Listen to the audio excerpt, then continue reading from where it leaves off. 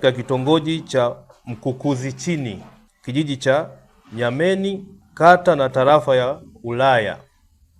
wilaya ya Kilosa, ambapo Janet Ernest Mazengo, huyu ni mama wa miaka 52,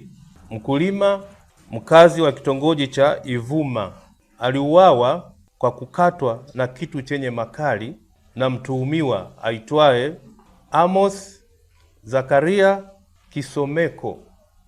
mwenye umri wa miaka 64,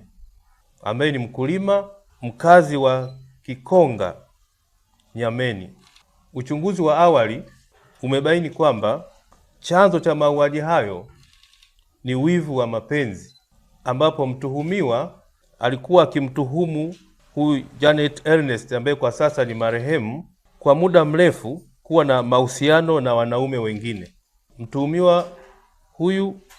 amekamatwa na amelazwa kituo cha afya Ulaya kutokana na hali yake kuwa mbaya baada ya jaribio la kujiua kwa kunywa sumu.